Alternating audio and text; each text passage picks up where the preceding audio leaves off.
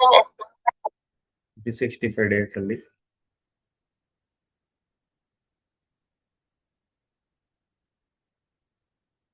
ನಾವು ಇವಾಗ 18 ಆದರ್ಶ ಸೂತ್ರಗಳ ಬಗ್ಗೆ ತಿಳ್ಕೊಂತ ಇದ್ದೀವಿ. 18 ಆದರ್ಶ ಸೂತ್ರಗಳಂದ್ರೆ ಒಬ್ಬ ಪಿರಮಿಡ್ ಮಾಸ್ಟರ್ ಆಗಕ್ಕೆ, ಒಬ್ಬ ಬುದ್ಧ ಆಗಕ್ಕೆ ಏನ್ ಮಾಡ್ಬೇಕು, ಯಾವ ತರ ನಾವು ಆಚರಣೆಯಲ್ಲಿರ್ಬೇಕು ಈ ಸೂತ್ರಗಳಲ್ಲಿ. ಸೊ ನಿನ್ನೇನ್ ತಿಳ್ಕೊಂಡ್ವಿ, ಯಾವುದೇ ಹಣ ವಿನಿಮಯ ಇರಬಾರ್ದು ಅಂತ ತಿಳ್ಕೊಂಡ್ವಿ. ಧ್ಯಾನ ಪ್ರಚಾರದಲ್ಲಿ, ತರಗತಿಗಳಲ್ಲಿ ಹೇಳ್ಕೊಡೋದ್ರಲ್ಲಿ.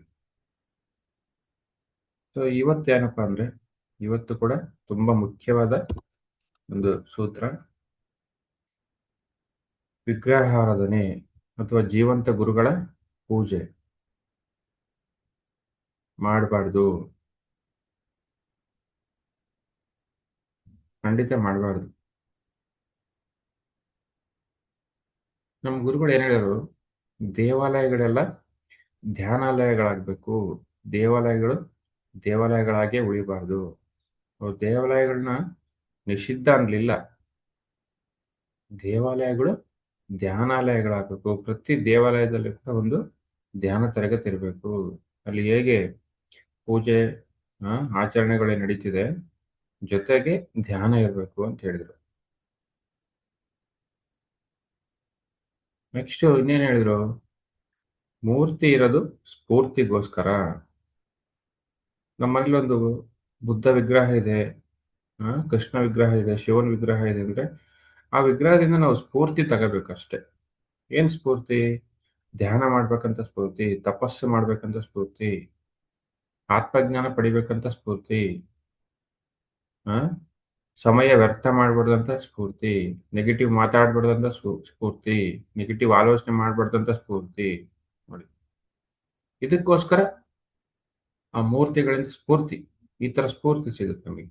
ಯಾಕಂದ್ರೆ ಅವರು ಕೂಡ ಸಹಜವಾಗೇ ಮನುಷ್ಯರಾಗಿದ್ರು, ಸಹಜವಾಗೇ ಜನ್ಮ ತಗೊಂಡ್ರು, ಮಾನವ ಜನ್ಮ ತಗೊಂಡು ಭಗವಂತರಾದ್ರು. ಭಗವಂತ ಅಂತ ತಿಳ್ಕೊಂಡು ಆ ಭಗವಂತನ ತರ ಕೆಲಸ ಮಾಡೋರು ಭೂಮಿ ಮೇಲೆ.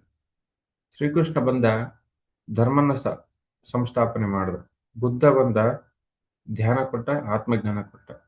ಹಂಗಾಗಿ ಭಗವಂತರಾದ್ರು ಅವರು. ಅವರು ಕೂಡ ಮಾಮೂಲಿ ಮನುಷ್ಯರೇ, ಬಟ್ ಅಪಾರವಾದ ಸಾಧನೆ ಮಾಡಿದ್ದಾರೆ ಅಷ್ಟೇ.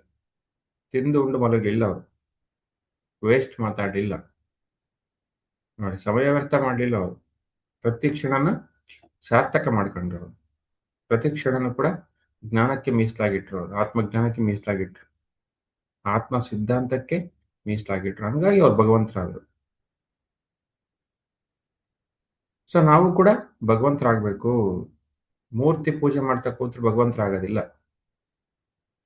ಮೂರ್ತಿ ಪೂಜೆ ಮಾಡ್ತಾ ಕೂತ್ರೆ ಏನಾಗ್ತೀವಿ? ಪೂಜಾರಿ ಆಗ್ತೀವಿ.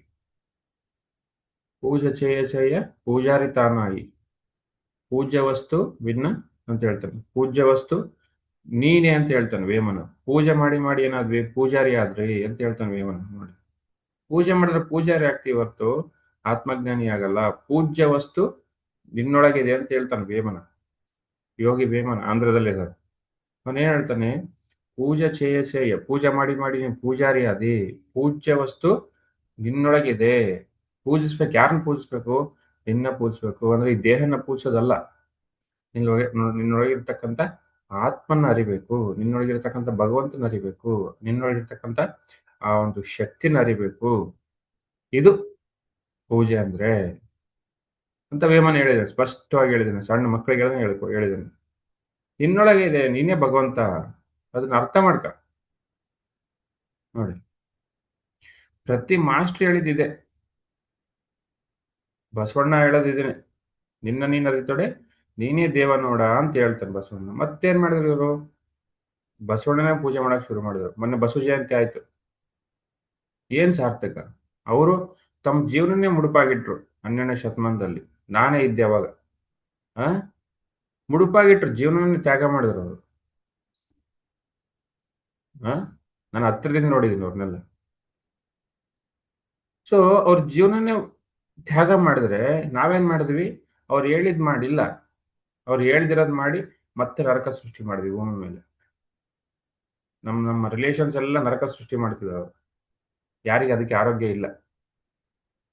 ಬರೀ ದುಡ್ಡು ದುಡ್ಡು ಅಂತ ಓಡಾಡ್ತಿದ್ದಾರೆ. ವೇಸ್ಟ್ ಮಾತುಗಳು, ವೇಸ್ಟ್ ಆಲೋಚನೆಗಳು, ಇಂಟರ್ಫಿಯರೆನ್ಸು ಇರೋ ಜೀವನದಲ್ಲಿ. ಯಾಕಂದ್ರೆ ಬಸವಣ್ಣ ಹೇಳಿದ್ ಮಾಡ್ಲಿಲ್ಲ. ಅಕ್ಕಮಹಾದೇವಿ ಹೇಳಿದ್ ಮಾಡ್ಲಿಲ್ಲ. ಏನ್ ಮಾಡಿದ್ರು? ಅವ್ರು ಹೇಳಿದ್ದ ವಿರುದ್ಧವಾಗಿ ಮಾಡಿದ್ರು ಅವರು. ಅವ್ರು ಏನು ಆ ಎಲ್ಲದಕ್ಕೂ ಹೊರೆ ಕಟ್ಟಿರಿ ಅಂತ ಹೇಳಿದ್ರು. ನಿಮ್ಮ ಅಜ್ಞಾನ, ಆಡಂಬರತೆಗೆ, ಮೂಢನಂಬಿಕೆಗಳಿಗೆಲ್ಲ ಹೊರೆ ಕಟ್ಟಿ ಅಂತ ಹೇಳಿದ್ರು ಅವ್ರು. ಅವನ್ನ ಬಿಡಿ ಅಂದ್ರೆ ಮತ್ತೆ ಅವನ್ನೇ ಹಿಡ್ಕೊಂಡ್ರು ಇವ್ರು. ನಮ್ ಜಾತಿ ಅಂತ. ಜಾತಿ ಬೇಡ ಅಂದ್ರೆ ಮತ್ತೆ ಜಾತಿ ಸೃಷ್ಟಿ ಆಯ್ತು. ಯಾಕಂದ್ರೆ ಪೂಜೆ ಮಾಡಕ್ ಸೃಷ್ಟಿ ಮಾಡಿದ್ರು. ಪಂಗಡಗಳು ಸೃಷ್ಟಿ ಮಾಡಕ್ ಪ್ರಾರಂಭ ಮಾಡಿದ್ರು. ಯಾಕಂದ್ರೆ ಧ್ಯಾನ ಇಲ್ಲ. ಯಾಕೆ ಧ್ಯಾನ ಇಲ್ಲ? ಅಜ್ಞಾನ ಅಷ್ಟೇ, ಸಿಂಪಲ್. ಏನಪ್ಪ ಅಜ್ಞಾನ ಅಂದ್ರೆ ಪೂಜೆ ಮಾಡೋದೇ ಒಂದು ದೊಡ್ಡ ಅಜ್ಞಾನ. ಮಂತ್ರಗಳು ಹೇಳದೆ, ಏಳು ಏಳು ಏಳು ಹೊಗಳದೆ ಅವ್ರನ್ನ. ನಿನ್ನ ಶಕ್ತಿ ನೀನು ಇವಾಗ ಅರ್ಥ ಮಾಡ್ಕೊಳ್ಳೋದು. ನಿನ್ನೊಳಗೆ ನೀನು ಹೋಗೋದು ಯಾವಾಗ? ಪೂಜೆ ಮಾಡಿದ್ರೆ ಪೂಜಾರಾಗ್ತೀವಿ, ಧ್ಯಾನ ಮಾಡಿದ್ರೆ ಭಗವಂತ ಆಗ್ತೀವಿ. ನೋಡಿ ಮಾಸ್ಟರ್ಸ್, ಸಿಂಪಲ್ ವಿಷಯ. ಈಗ ಮಾಡಿ ಏನಾಗಿದೆ? ಭೂಮಿ ಮೇಲೆ ನರಕ ಸೃಷ್ಟಿಯಾಗಿದೆ. ತನ್ನೊಳಗೆ ನರಕ ಸೃಷ್ಟಿಯಾಗಿದೆ. ಸಂಸಾರದಲ್ಲಿ ನರಕ ಸೃಷ್ಟಿಯಾಗಿದೆ. ಮನೆ ಮಂತ್ರಾಲಯ ಆಗ್ಬೇಕಂತ ಏನ್ ಮಾಡ್ಬೇಕು? ಮನೆಯಲ್ಲಿ ಮಂತ್ರಾಲಯದಲ್ಲಿರ್ತಕ್ಕಂಥ ವೈಬ್ರೇಷನ್ ಕ್ರಿಯೇಟ್ ಮಾಡಬೇಕು. ಮಂತ್ರಾಲಯಕ್ಕೆ ಹೋಗ್ಬೇಕಾಗಿಲ್ಲ. ಆ ರಾಘವೇಂದ್ರ ಸ್ವಾಮಿ ಪೂಜೆ ಮಾಡಬೇಕಾಗಿಲ್ಲ. ನಿನ್ನ ಮನೆಯಲ್ಲಿ ನೀನು ಆ ಒಂದು ಮಂತ್ರಾಲಯದಲ್ಲಿರ್ತಕ್ಕಂಥ ವೈಬ್ರೇಷನ್ ಕ್ರಿಯೇಟ್ ಮಾಡಬೇಕು. ಅವಾಗ ರಾಘವೇಂದ್ರ ಸ್ವಾಮಿ ಬರ್ತಾನೆ. ಮಂತ್ರಾಲಯಕ್ಕೆ ಹೋಗ್ಬೇಕಾಗಿಲ್ಲ. ರಾಘವೇಂದ್ರ ಸ್ವಾಮಿ ಬಂದು ಪಕ್ಕ ಕುತ್ಕೊಂತಾನೆ. ಇನ್ನೇ ಆ ಪ್ರಸಾದ ಕೊಟ್ಟರು ರಾಘವೇಂದ್ರ ಸ್ವಾಮಿ ಆ ಥರ. ಅಂದ್ರೆ ನೀನೇನ್ ಮಾಡ್ಬೇಕು? ಮಂತ್ರಾಲಯ ಮನೇಲಿ ಕ್ರಿಯೇಟ್ ಮಾಡ್ಬೇಕು. ಮಂತ್ರಾಲಯ ಮನೇಲಿ ಕ್ರಿಯೇಟ್ ಮಾಡ್ಬೇಕು ಅಂದ್ರೆ ಏನು? ನೀನು ಅಖಂಡವಾಗಿ ಧ್ಯಾನ ಮಾಡ್ಬೇಕು. ನಿಮ್ಮ ಮನೆಯವರೆಲ್ಲ ಧ್ಯಾನ ಮಾಡ್ಬೇಕು. ನಿಮ್ಮ ಮನೆಯವರೆಲ್ಲ ಸಸ್ಯಾಹಾರಿಗಳಾಗ್ಬೇಕು. ನಿಮ್ಮ ಮನೆಯವರೆಲ್ಲ ಸೇವಾ ಚಕ್ರವರ್ತಿಗಳಾಗ್ಬೇಕು. ಆ ಅದ್ಭುತವಾಗಿ ಸ್ವಾಧ್ಯಾಯ ಮಾಡ್ಬೇಕು. ನೋಡಿ. ಸೊ ಅವಾಗ ನಿಮ್ಮ ಮನೆ ಒಂದು ದೇವಾಲಯ ಆಗುತ್ತೆ, ಮಂತ್ರಾಲಯ ಆಗುತ್ತೆ. ನೋಡಿ ಮಾಸ್ಟರ್ಸ್. ಗುರುಗಳು ಏನ್ ಹೇಳಿದ್ರು? ಆ ಮೂರ್ತಿಯಿಂದ ಸ್ಫೂರ್ತಿ ತಗೊಳ್ಳಿ. ಮೂರ್ತಿ ಪೂಜೆ ಮಾಡಬೇಡಿ. ಮೂರ್ತಿಗಳು ಧೂಳ ಇಟ್ಟಿರ್ತಾವ ಮನೇಲಿ. ಆ ಶೋಕೇಸಲ್ಲಿ ಇಟ್ಟಿರ್ತಾರೆ. ಧೂಳಿಡಬಾರ್ದು. ಮೂರ್ತಿನ ಸ್ವಚ್ಛವಾಗಿಡಬೇಕು. ನೋಡಿ, ನೀನೇನು ಪೂಜೆ ಮಾಡ್ತಿದ್ಯಾ, ಬಟ್ ಆ ಮೂರ್ತಿಗಳು, ಸ್ಟ್ಯಾಚುಗಳೆಲ್ಲ ಧೂಳ ಇಟ್ಟಿದ್ದಾವೆ. ಯಾವ ಸಾರ್ಥಕತೆ ಆ ಮೂರ್ತಿ? ಆ ಶಿರ್ಡಿ ಸಾಯಿಬಾಬಾ ಫೋಟೋ ಇಟ್ಟಿದ್ಯಾ, ಅದು ಸ್ಟ್ಯಾಚು ಇಟ್ಟಿದ್ಯಾ, ಅದು ಧೂಳ ಇಟ್ಟಿದೆ. ಏನ್ ಸಾರ್ಥಕತೆ? ಮೂರ್ತಿ ಸ್ವಚ್ಛವಾಗಿ ಇರಬೇಕು. ಧೂಳ ಒರೆಸಿ ಪೂಜೆ ಮಾಡಬೇಡಿ. ಮೊನ್ನೆ ಯಾವುದೋ ಒಂದು ನ್ಯೂಸ್ ಓದ್ತಾ ಇದ್ದೆ ನಾನು. ಎಲ್ಲೋ ಒಂದು 500 ಲೀಟ್ರು ಹಾಲನ್ನ ನರ್ಮದಾ ನದಿಗೆ ಸುರಿದ್ರಂತೆ. ನೋಡಿ, ಎಂತ ಮೂಢನಂಬಿಕೆ. ಹಾಲನ್ನ ಹೋಗಿ ನರ್ಮದಾ ನದಿಗೆ ಸುರಿದ್ರೆ ಅಲ್ಲಿರ್ತಕ್ಕಂಥ ಜಲಚರ ಪ್ರಾಣಿಗಳಿಗೆ ಎಷ್ಟು ಕಷ್ಟ ಆಗುತ್ತೆ. ಆ ಹಾಲು ಎಷ್ಟು ವೇಸ್ಟ್. ಅದೇ ಹಾಲಿಂದ ಎಷ್ಟೊಂದು ಕೆಲಸ ಮಾಡ್ಬೋದು, ಎಷ್ಟೊಂದು ಆಹಾರ ಆಗ್ತಿತ್ತು ಎಷ್ಟು ಜನಕ್ಕೆ. ಈ ತರ ಬೇಡ್ದಿರ ಮೂಢನಂಬಿಕೆಗಳಿಂದ ಎಲ್ಲ ಮನುಷ್ಯ ಹೊರಗೆ ಬರಬೇಕು. ಅವಾಗೇನಾಗುತ್ತೆ? ಈ ಭೂಮಿ ಸ್ವರ್ಗ ಆಗುತ್ತೆ. ನೋಡಿ, 500 ಲೀಟ್ರು ಹಾಲು ಸುರಿದ್ರಂತೆ. ಆ ಜಲಚರ ಪ್ರಾಣಿಗಳೆಲ್ಲ ಸತ್ತೋದ್ವು ಅಲ್ಲಿ. ಅಂದ್ರೆ ಮಾಡ್ತಕ್ಕಂಥ ಆ ಒಂದು ಮೂಢನಂಬಿಕೆ, ಅಜ್ಞಾನ ಏನಾಗಿದೆ? ಆ ಭೂಮಿನೂ ಹಾಳು ಮಾಡ್ತಿದೆ. ಪ್ರಾಣಿ ಪಕ್ಷಿಗಳು ಹಾಳಾಗ್ತಿದ್ದಾವೆ. ಆ ಪ್ರಾಣಿ ಪಕ್ಷಿಗಳು ಯಾರನ್ನೂ ಪೂಜೆ ಮಾಡೋದಿಲ್ಲ. ಅಲ್ಲಿ ದುಃಖನೇ ಇಲ್ಲ ಅದಕ್ಕೆ. ನೋಡಿ, ಅಲ್ಲಿ ಎಲ್ಲಿ ತೊಂದರೆ ಇಲ್ಲ. ಅವು ಯಾವತ್ತೂ ತೊಂದರೆ ಮಾಡೋದಿಲ್ಲ. ಎಲ್ಲಿ ಇಂಟರ್ಫಿಯರ್ ಆಗಲ್ಲ ಯಾರ ಜೀವನದಲ್ಲೂ ಆ ಪ್ರಾಣಿ ಪಕ್ಷಿಗಳು. ಮತ್ತೆ ಇನ್ನೇನು ಹೇಳಿದ್ದಾರೆ ನಮ್ಮ ಗುರುಗಳು ಅಂದ್ರೆ, ವರ್ಕ್ ಈಸ್ ವರ್ಷಿಪ್ ಅಂತ ಹೇಳಿದ್ದಾರೆ. ಪೂಜೆ ಅಂದ್ರೆ ಏನಪ್ಪಾ ಅಂದ್ರೆ, ಇನ್ನು ಮಾಡ್ತಕ್ಕಂಥ ಕೆಲಸನೇ ಪೂಜೆ. ನೋಡಿ, ಇದೊಂದು ಕೂಡ ಅದ್ಭುತವಾದ ವಿಷಯ. ನಾವು ಏನು ಕೆಲಸ ಮಾಡ್ತೀವಿ ಅದೇ ಪೂಜೆ. ನೀನು ವಯಸ್ಸಾದವ್ರಿಗೆ ಸೇವೆ ಮಾಡ್ತಿದೀಯ, ಶ್ರದ್ಧೆಯಿಂದ ಸೇವೆ ಮಾಡು. ಆ ಭಕ್ತಿಯಿಂದ ಸೇವೆ ಮಾಡು, ಅದೇ ಪೂಜೆ ಆಗುತ್ತೆ. ಗುಡಿಗೆ ಹೋಗಿ ತೆಂಗಿನಕಾಯಿ ಹೊಡೆದ್ರೆ ಪೂಜೆ ಅಲ್ಲ. ವಯಸ್ಸಾದವ್ರಿಗೆ ಸೇವೆ ಮಾಡು, ಹಸ್ದವ್ರಿಗೆ ಊಟ ಕೊಡು. ನೋಡಿ, ಎಲ್ಲಿ ಧ್ಯಾನ ಕೇಳ್ತಾರೆ ಅಲ್ಲಿ ಹೋಗಿ ವಿನಯದಿಂದ ಧ್ಯಾನ ಹೇಳ್ಕೊಡು, ಶ್ರದ್ಧೆಯಿಂದ ಧ್ಯಾನ ಹೇಳ್ಕೊಡು. ಎಲ್ಲಿ ಜ್ಞಾನ ಕೇಳ್ತೀರಿ ಜ್ಞಾನ ಕೊಡು.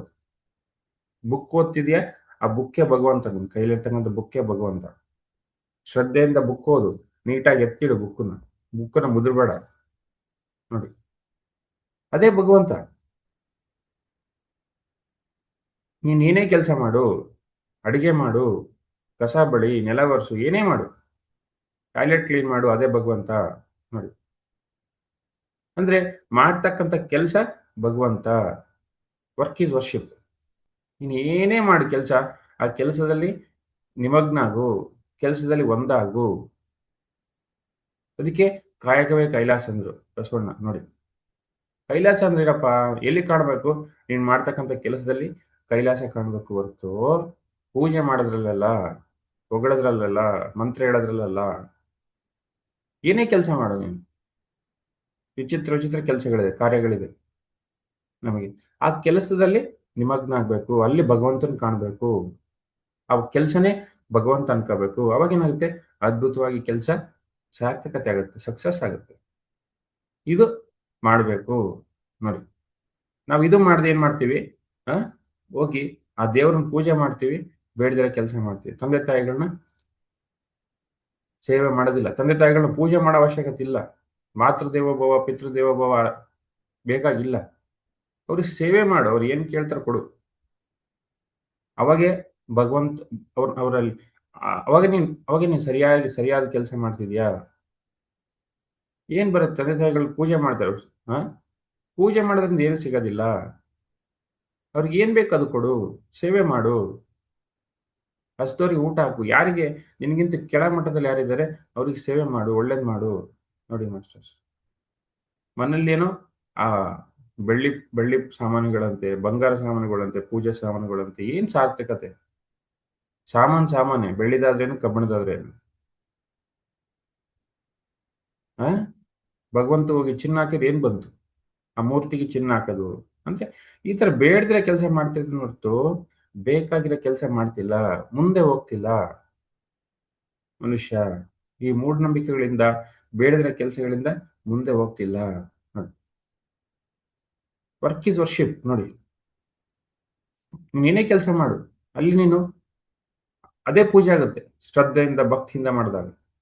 ಏನೇ ಮಾಡು, ಯಾವುದೇ ಕೆಲಸ ಮಾಡು, ಕಟ್ಟಡ ಕಟ್ತೀಯೋ, ಪಿರಮಿಡ್ ಮಾಡ್ತೀಯೋ, ಆ ಒಂದು ಕ್ಲಾಸ್ ಮಾಡ್ತೀಯೋ, ಮಾತಾಡ್ತೀಯೋ, ನೋಡಿ, ಅಲ್ಲಿ ಅದೇ ಭಗವಂತ, ಅದೇ ಪೂಜೆ. Work is worship. ನೋಡಿ, ವರ್ಕ್ ಈಸ್ ವರ್ಷಿಪ್ ಆದ್ಮೇಲೆ, ವರ್ಕ್ ಈಸ್ ವರ್ಷಿಪ್ ಅಂತ ನಾವು ಮಾಡಿದ್ರೆ ಯಾಕೆ ವರ್ಕ್ ಸಕ್ಸಸ್ ಆಗೋದಿಲ್ಲ? ಯಾಕೆ ಆಗೋದಿಲ್ಲ ಸಕ್ಸಸ್? ಯಾಕೆ ಅಡಿಗೆ ಪೂಜೆ ಅಂತ ಮಾಡಿದ್ರೆ ಅಡಿಗೆ ಯಾಕೆ ಟೇಸ್ಟ್ ಆಗೋದಿಲ್ಲ? 5 ಸ್ಟಾರ್ ಟೇಸ್ಟ್ ಆಗುತ್ತೆ ಅಡಿಗೆ. ಅಡಿಗೆ ಮಾಡೋದು ಒಂದು ಕೆಲಸ ಆಗ್ಬಿಟ್ಟಿದೆ. ಅಲ್ಲ, ಅದು ಪೂಜೆ. ನೋಡಿ, ಅಡಿಗೆ ಅನ್ನೋದು ಪೂಜೆ. ನೋಡಿ, ಪ್ರತಿ ಮನೆಯಲ್ಲೂ ಕೂಡ ಆಹಾರ ಅಂತಕ್ಕಂಥದ್ದು ಔಷಧ ಆಗ್ಬೇಕು. ಆ ಪೂಜೆ ಅಂತ ಮಾಡಿದ್ರೆ ಔಷಧ ಆಗುತ್ತೆ. ತಿಂದವರೆಲ್ಲ ಕೂಡ ಒಬ್ಬ ಬುದ್ಧ ಆಗ್ತಾರೆ, ನಮ್ಮ ಅಡಿಗೆ ಪೂಜೆ ಅಂತ ಮಾಡಿದ್ರೆ. ನೋಡಿ, ಈ ಒಂದು ಕಾಮನ್ ಸೆನ್ಸು ಅಥವಾ ಈ ಜ್ಞಾನ ಎಲ್ಲಿಂದ ಬರುತ್ತಂದ್ರೆ ಅಖಂಡ ಧ್ಯಾನ ಸಾಧನೆಯಿಂದನೇ ಬರಕ್ ಸಾಧ್ಯ, ಬೇರೆ ಇಂದ ಇಲ್ಲ. ಇದು ಕಾಮನ್ ಸೆನ್ಸ್, ಇದೇ ಬುದ್ಧಿ. ನೋಡಿ, ಫಸ್ಟ್ ಏನು? ಮೂರ್ತಿನ ಸ್ಫೂರ್ತಿಯಾಗಿ ತಗೋಬೇಕು. ಹ್ಮ್ ಪೂಜೆ ಮಾಡಿದ್ರೆ ಪೂಜಾರಿ ಆಗ್ತೀವಿ. ಪೂಜೆ ಜಯ ಜಯ ಪೂಜಾರಿ ತಾನಾಯ ಅಂತ ಹೇಳ್ತಾರೆ ವೇಮನ. ಪೂಜ್ಯ ವಸ್ತು ನಿನ್ನಲ್ಲೇ ಇದೆ, ಅದನ್ನ ಅರ್ಥ ಮಾಡ್ಕ. ನೋಡಿ, ಎಲ್ಲರೂ ಹೇಳಿದ್ದಾರೆ, ಅವ್ರು ಹೇಳಿದ್ ಬಿಟ್ಬಿಟ್ರು. ಅವ್ರು ಹೇಳಿದ್ ಬಿಟ್ಟು ಅವ್ರನ್ನ ಪೂಜೆ ಮಾಡಕ್ ಶುರು ಮಾಡಿದ್ರು. ಅಲ್ಲೊಂದು ಧರ್ಮ ಕ್ರಿಯೇಟ್ ಆಯ್ತು, ಜಾತಿ ಕ್ರಿಯೇಟ್ ಆಯ್ತು. ಯಾರಿಗೆ ಲಾಸು? ನಮಗೆ ಲಾಸು. ಹಂಗಾಗಿ ನರಕ, ಹಂಗಾಗಿ ದುಃಖ, ಹಂಗಾಗಿ ಪ್ರಶ್ನೆಗಳು, ಹಂಗಾಗಿ ದುಗುಡಗಳು. ನೋಡಿ, ಹಂಗಾಗಿ ಅನಾರೋಗ್ಯ, ಹಂಗಾಗಿ ಅಶಾಂತಿ. ಭಗವದ್ಗೀತೆ ಇಟ್ಕೊಂಡು ಮನೇಲಿ ಪೂಜೆ ಮಾಡಿದ್ರೆ ಏನಕ್ಕೆ ಬಂತು? ಶ್ರೀಕೃಷ್ಣನ್ ಪೂಜೆ ಮಾಡಿದ್ರೆ ಏನಕ್ಕೆ ಬಂತು?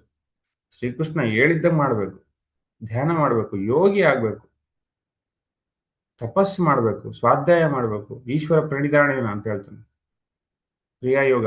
ಆ ಸ್ವಾಧ್ಯಾಯ ಈಶ್ವರ ಪ್ರಣಿಧಾನೇನ ಇದು ಕ್ರಿಯಾಯೋಗ. ನೋಡಿ, ಕ್ರಿಯಾಯೋಗ ಅಂದ್ರೆ ಏನು? ಕೆಲಸ ಜೊತೆ ಒಂದಾಗ. ಕ್ರಿಯಾಯೋಗ ಅಂದ್ರೆ ಏನು? ನೀನು ತಪಸ್ಸು ಮಾಡು. ನೋಡಿ, ಸ್ವಾಧ್ಯಾಯ ಮಾಡು, ಈಶ್ವರ ಪ್ರಣಿಧಾನ ಅಂದ್ರೆ ಎಲ್ಲರಲ್ಲೂ ಭಗವಂತನ ಕಾಣು, ನಿನ್ನಲ್ಲಿ ಫಸ್ಟ್ ಭಗವಂತನ ಕಾಣು. ಅದು ಬಿಟ್ಟು ಏನ್ ಮಾಡ್ತಿದ್ದಾನೆ? ಬೇಡದಿರೋ ಕೆಲಸ ಮಾಡ್ತಿದ್ದಾನೆ, ಮೂರ್ತಿನ ಪೂಜೆ ಮಾಡ್ತಿದ್ದಾನೆ. ನೋಡಿ ಇಷ್ಟು ಜ್ಞಾನ ಇದೆ, ಅಷ್ಟು ಜ್ಞಾನ ಬಿಟ್ಟು ಏನೋ ಮಾಡ್ತಿದ್ದಾನೆ ಮನುಷ್ಯ. ಬೇಡದಿರೋದು ಮಾಡ್ತಿದ್ದಾನೆ. ಎಲ್ಲರಲ್ಲೂ ಭಗವಂತ ಕಂಡಾಗ ಇನ್ನೇನ್ ಬೇಕು? ನೀನ್ ಭಗವಂತ ಆಗ್ತೀಯಾ? ಆ ಯೋಗಿಯಾಗಿ ಭಗವಂತ ಆಗ್ತೀಯ ನೀನು ಮನಸ್ಸನ್ನ ಗೆದ್ದು. ಯಾವಾಗ ನೀನು ಭಗವಂತ ಆದಿ, ನೀನು ಎಲ್ಲರಲ್ಲೂ ಭಗವಂತ ಕಾಣ್ತೀಯಾ, ಪ್ರತಿ ಜೀವಿನಲ್ಲೂ ಭಗವಂತ ಕಾಣ್ತೀಯಾ, ಪ್ರತಿ ವೃಕ್ಷದಲ್ಲೂ ಭಗವಂತ ಕಾಣ್ತೀಯಾ. ಭಗವಂತ ನೀನು ನೋಡಿದ್ರೆ ಭಗವಂತನೇ ಅಲ್ಲಿ, ಇನ್ನೇನಿಲ್ಲ. ಆ ಗಾಡ್ಲಿನೆಸ್ ಎಲ್ಲ ಕಡೆ, ಅಲ್ಲಿ ಎಲ್ಲಿ ಕೆಳಗೊಂಟ ಇಲ್ಲ. ಆ ಗಾಡ್ಲಿನೆಸ್ ಇಂದ ಹಿಂಗ್ ಕೆಳಗಡೆ ಇಲ್ಲ, ಅಲ್ಲೇ ಗಾಡ್ಲಿನೆಸ್ ಅದು ಭಗವಂತನೇ ಅಲ್ಲೇ. ಪ್ರತಿ ವೃಕ್ಷ, ಪ್ರತಿ ಜೀವಿ, ಪ್ರತಿ ನಾಯಿ, ಪ್ರತಿ ಕೋಳಿ, ಪ್ರತಿ ಆಡು, ಪ್ರತಿಯೊಂದು ಜೀವಿ, ಈ ಸೃಷ್ಟಿಯಲ್ಲಿರ್ತಕ್ಕಂಥ ಎಲ್ಲ ಜೀವಿಗಳು ಕೂಡ ಭಗವಂತನೇ ನೋಡಿ. ಅದೇ ಈಶ್ವರ ಪ್ರಣಿಧಾನ ನೋಡಿ. ಈಶ್ವರನ ಕಾಣೋದು ಎಲ್ಲ ಕಡೆ. ನೋಡಿ ಮಾಸ್ಟರ್ಸ್, ಎಷ್ಟು ಜ್ಞಾನ ಇದೆ. ಇಷ್ಟು ಜ್ಞಾನ ಬಿಟ್ಟು ಏನ್ ಮಾಡ್ತಿದ್ದಾನೆ? ಮೂರ್ತಿ ಪೂಜೆ ಮಾಡ್ತಿದ್ದಾನೆ. ಹಂಗಾಗಿ ನಮ್ಮ ಗುರುಗಳು ಏನ್ ಹೇಳಿದ್ರು? ಮೂರ್ತಿ ಪೂಜೆ ಬೇಕಿಲ್ಲ, ಗುರುನ ಪೂಜೆ ಮಾಡೋದ್ ಬೇಕಿಲ್ಲ. ಇನ್ನು ಕೆಲವು ಮೆಡಿಟೇಟರ್ಸ್ ಏನ್ ಮಾಡಿದ್ದಾರೆ? ಪತ್ರಿಸಿ ಗುರುಗಳು, ನಮ್ಮ ಗುರುಗಳು ಬಾಡಿ ವೇಕೇಟ್ ಮಾಡಿದ್ಮೇಲೆ ಅವ್ರಿಗೆ ಹಾರ ಹಾಕಿದ್ದಾರೆ ನೋಡಿ. ಹಾ, ಇಷ್ಟು ಸ್ಪಷ್ಟವಾಗಿ ಹೇಳಿದ್ಮೇಲೆ, 18 ಸೂತ್ರದಲ್ಲಿ ಹೇಳಿದ್ಮೇಲೆ ಅವ್ರಿಗೆ ಪೂಜೆ ಮಾಡೋದು. ಮತ್ತೆ ಇನ್ನು ಕೆಲವೊಂದ್ ಕಡೆ ನೋಡಿ, ಅವ್ರಿಗೆ ಪ್ರಸಾದ ಇಟ್ಟಿದ್ದಾರೆ. ಆ ಎಂತ ಜ್ಞಾನ! ಎಲ್ಲಿದ್ದಾರೆ? ಅವ್ರು ಹೇಳಿದ್ದೇನು, ಮಾಡ್ತಿರೋದೇನು? ಮೈ ಡಿಯರ್ ಗಾಡ್ಸ್ ಅಂತ ಕರೆದವ್ರಿಗೆ ಪೂಜೆ ಮಾಡ್ತಿದ್ದಾರೆ.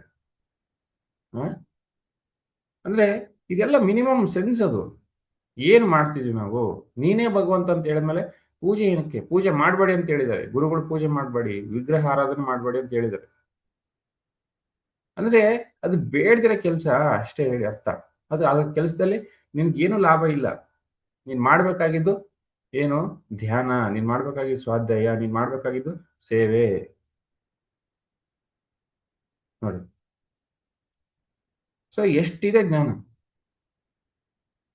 ನಿನ್ನನ್ನು ಅರಿ, ನೀನೇ ಭಗವಂತ ಅಂತ ಹೇಳ್ತಾನೆ ಬಸವಣ್ಣ. ಮತ್ತೆ ಬಸವಣ್ಣ ಪೂಜೆ ಮಾಡಕ್ ಶುರು ಮಾಡಿದ್ರು ನೋಡಿ. ನೀನ್ ಯಾರು ಅಂತ ಅರಿ ಸಾಕು ಫಸ್ಟ್. ನೀ ದೇಹನ, ಮನಸ್ಸ, ಬುದ್ಧಿನ, ಆತ್ಮನ ಏನಂತರಿ. ಅವಾಗ ಏನಾಗ್ತೀಯ?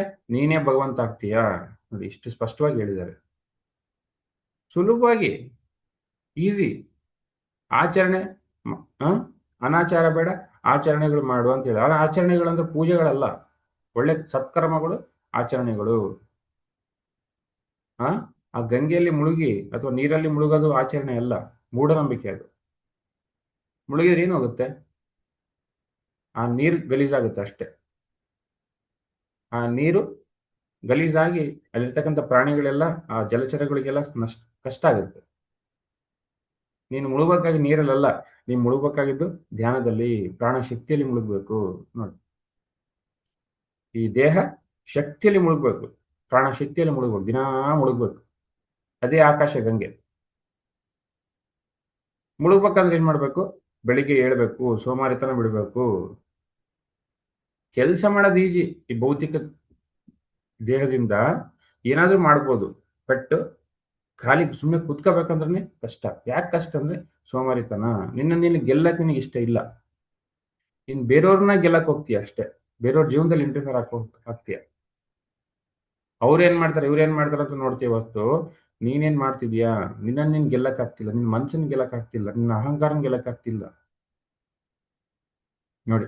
ನನ್ನ ಚೇಷ್ಟೆಗಳನ್ನ ಗೆಲ್ಲಕ್ ಆಗ್ತಿಲ್ಲ. ಯಾಕೆ ಗೆಲ್ಲಕ್ ಆಗ್ತಿಲ್ಲ? ನೀವು ಹೊರಗಡೆ ಇದೆಯಾ? ಬಾಹ್ಯ ಪ್ರಪಂಚದಲ್ಲಿ ಇದೆಯಾ? ಓಡ್ತಾ ಇದೆಯಾ? ಒಂದ್ ಕಡೆ ಕುತ್ಕಂತಿಲ್ಲ ಸುಮ್ನೆ ನೋಡಿ ಮಾಸ್ಟರ್ಸ್. ಸುಮ್ನೆ ಕುತ್ಕ ಅಂತ ಹೇಳಿದ್ರು ಅದಕ್ಕೆ ರಮಣ ಮಹರ್ಷಿ. ಅದಕ್ಕೆ ರಮಣ ಮಹರ್ಷಿ ಕೂಡ ಭಗವಂತ ಆದ. ಸುಮ್ನೆ ಕೂತು ಕೂತು ಕೂತು ಕೂತು ರಮಣ ಮಹರ್ಷಿ ಕೂಡ ಒಬ್ಬ ಸಾಮಾನ್ಯ ಬಾಲಕ, 16 ವರ್ಷ ಬಾಲಕ ಏನದ, ಭಗವಂತ ಆದ. ಭಗವಾನ್ ರಮಣ ಮಹರ್ಷಿ ಅಂತ ಕರೀತಾರೆ ಅದಕ್ಕೆ. ಎಲ್ರು ಭಗವಂತನಾದ್ರು ತಮ್ಮಂತ ಅಂತ ಹೇಳೋದು. ಎಲ್ಲ ಕಡೆ ಒಂದೇ ಸತ್ಯ, ಬೇರೆ ಬೇರೆ ಸತ್ಯ ಇಲ್ಲ. ಎಲ್ಲೋದ್ರು ಇದೇ ಸತ್ಯ. ಏನಪ್ಪಾ ಸತ್ಯ? ನಿನ್ನನ್ನೇ ಅರಿ. ಹ ಮಾಡೋ ಕೆಲ್ಸನೇ ಭಗವಂತ, ಬಹಳ ಕೆಲ್ಸನೇ ಪೂಜೆ ನೋಡಿ. Work is worship. Work is worship ಅಂತಂದ್ರೆ ಯಾಕೆ ಕೆಲಸದಲ್ಲಿ ಆ ಒಂದು ಸಕ್ಸಸ್ ಕಾಣಲ್ಲ? ಖಂಡಿತ ಕಂಡೇ ಕಾಣ್ತೀವಿ. 100% ಕಾಣ್ತೀವಿ. ನೀನ್ ಏನೇ ಕೆಲಸ ಮಾಡು, ಈ ಭೌತಿಕ ದೇಹದಿಂದ ಕಾಯ, ವಾಚ, ಮನಸ್ಸು ಇಟ್ಬಿಟ್ಟು ನೀನ್ ಏನೇ ಮಾಡು, ಆ ಒಂದು ಸಮರ್ಪಣೆಯಿಂದ ಮಾಡು. ಅದು ಪೂಜೆ ಅನ್ಸುತ್ತೆ ಅವಾಗ. ನೋಡಿ.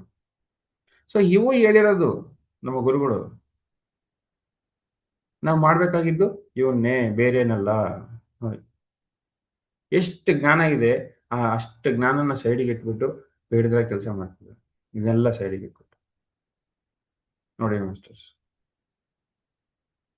ಸ್ಟ್ರೇಟ್ ಆಗಿ ಹೇಳಿದ್ದಾರೆ, ಸುಲಭವಾಗಿ ಹೇಳಿದ್ದಾರೆ. ಪೂಜೆ ಬೈಕೆ ಮಾಡೋದು ಮತ್ತೆ. ಹ? ಭಯನ ಹೇಳ್ತಾನ, ಆ ದೇವ್ರ ಭಯ ಹೇಳ್ತಾನ. ನಾನು ಕೂಡ ಒಂದು ಟೈಮಲ್ಲಿ ಪೂಜೆ ಮಾಡ್ತಿದ್ದೆ ಧ್ಯಾನಕ್ಕೆ ಬರೋಕ್ಕಿಂತ ಮುಂಚೆ. ಫಸ್ಟ್ ಡೇ ನಮ್ಮ ಗುರುಗಳು ಧ್ಯಾನ ಹೇಳ್ಕೊಟ್ಟ ತಕ್ಷಣ ಅವತ್ತೇ ಸ್ಟಾಪ್ ಮಾಡಿದೆ ಪೂಜೆಗಳು. ಅವತ್ತೇ ಎಲ್ಲ ಸ್ಟಾಪ್ ಮಾಡ್ಬಿಟ್ಟೆ, ಬಂದ್ ಮಾಡ್ಬಿಟ್ಟೆ. ಅರ್ಥ ಇಲ್ಲ ಅಂತ ಗೊತ್ತಾಯ್ತು ಇದಕ್ಕೇನು. ನಾನು ಹುಡುಕ್ತಾ ಇದ್ದಿದ್ದು ಆನಂದ. ಆನಂದ ನನಗೆ ಸಿಕ್ತು. ನನಗೆ ಬೇಕಾಗಿಲ್ಲ ಪೂಜೆ ಅಂತ ನಾನು ಬಿಟ್ಬಿಟ್ಟೆ. ಅವತ್ತೇ ಸ್ಟಾಪ್. ನನಗೆ ಯಾರು ಹೇಳಿಲ್ಲ. ಫಸ್ಟ್ ಡೇ 2002ನಲ್ಲಿ ನಾನು ಪೂಜೆ ಮಾಡಿಲ್ಲ. ನನಗೆ ಯಾರು ನನಗೇನು ನಷ್ಟ ಮಾಡಿಲ್ಲಲ್ಲ ಇವತ್ತು. ನನಗಿನ್ನೂ ಒಳ್ಳೇದೇ ಆಗ್ತಿದೆ. ಒಳ್ಳೇದಲ್ಲ, ಅವಾಗಿರ್ತಕ್ಕಂಥ ಜೀವನಕ್ಕೂ 100 ಪಟ್ಟು ಹೆಚ್ಚು ಜ್ಞಾನ ಬಂದಿದೆ. 100 ಪಟ್ಟು ಏನು, 1,00,000 ಪಟ್ಟು ಹೆಚ್ಚು ಜ್ಞಾನ ಬಂದಿದೆ. 1,00,000 ಪಟ್ಟು ಹೆಚ್ಚು ಆನಂದ ಸಿಕ್ಕಿದೆ ನನಗೆ. ಯಾರು ಹೇಳ್ತಾರೆ ಪೂಜೆ ಮಾಡಂತ? ಎಲ್ಲರೂ ಹೇಳಿದ್ದು ಪೂಜೆ ಬೇಡ ಅಂತಾನೆ. ಆ ಕಾಳಿದಾಸ ಏನ್ ಹೇಳ್ತಾರಂದ್ರೆ, ನಿನ್ನ ವಿಗ್ರಹಕ್ಕೆ ಪೂಜೆ ಮಾಡ್ತೀಯ ಅಂದ್ರೆ ಆ ವಿಗ್ರಹ ಮಾಡಿರ್ತಕ್ಕಂಥ ಕಲ್ಲು ಇರುತ್ತಲ್ಲ, ಆ ಬೆಟ್ಟ ಇರುತ್ತಲ್ಲ, ಅದಕ್ಕೂ ಪೂಜೆ ಮಾಡು ಅಂತ ಹೇಳ್ತಾರೆ. ನೋಡಿ. ಹಾಗೆ ಮಾಡ್ತಾ ಹೋಗು ಪೂಜೆ ನೀನೆಲ್ಲ, ಕಲ್ಲುಗಳಿಗೆಲ್ಲ. ಅಂದ್ರೆ ಬೇಡ ಅಂತ ಅಷ್ಟೇ ಹೇಳಿದವರು, ಅದ್ರಲ್ಲಿ ಅರ್ಥ ಇಲ್ಲ ಅಂತ. ನೋಡಿ. ಸೊ ನಾವು ಮಾಡ್ಬೇಕಾಗಿದ್ದೇನು? ಹ? ಧ್ಯಾನ. ನಮ್ಮನ್ನ ಅರಿಬೇಕು. ನಾವು ಮಾಡ್ತಕ್ಕಂಥ ಕೆಲಸನ ಪೂಜೆ ಮಾಡಬೇಕು.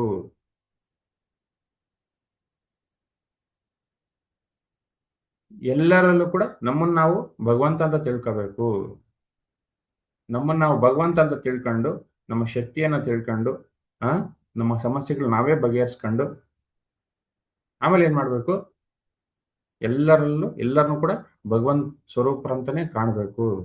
ನಿನ್ನ ನೀನ್ ಭಗವಂತ ಅಂತ ಕಂಡ್ರೆ ಸಹಜವಾಗಿ ಎಲ್ಲರನ್ನೂ ಕೂಡ ಭಗವಂತ ಅಂತ ನೋಡ್ತೀನಿ ನೀನು. ಸಹಜವಾಗಿ ಅದ್ರಲ್ಲಿ ಏನು ಎರಡು ಮಾತಿಲ್ಲ. ಯಾಕಂದ್ರೆ ನೀನೇ ಭಗವಂತ, ಎಲ್ಲ ಕಡೆ ನೀನೇ ಇರ್ತೀಯ ಅಲ್ಲಿ. ಇಲ್ಲೆಲ್ಲರಲ್ಲೂ ಕೂಡ ನಾನೇ ಕಾಣ್ತೀನಿ, ನನ್ನಲ್ಲೂ ಕೂಡ ನೀವು ಕಾಣ್ತೀರಿ. ಅವಾಗೇನಾಗುತ್ತೆ?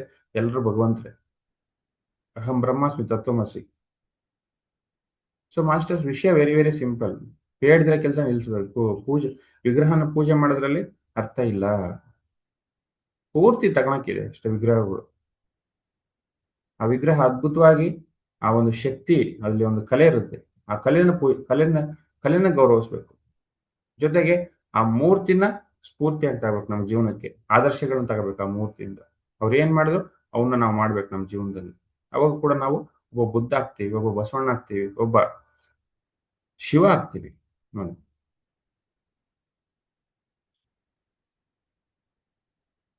ಆ ಶಿವ ಎಲ್ಲಿದ್ದಾನೆ ಅಂತ ಹುಡುಕೋನೆ ಶಿವ. ಭಗವಂತ ಎಲ್ಲಿದ್ದಾನೆ ಅಂತ ಹುಡುಕೋನೆ ಭಗವಂತ. ಮತ್ತೆ ಪೂಜೆ ಮಾಡೋದು ಅರ್ಥ ಇಲ್ಲ. ಹುಡುಕೋನೆ ಭಗವಂತ. ನೋಡಿ. Yes masters. Thank you.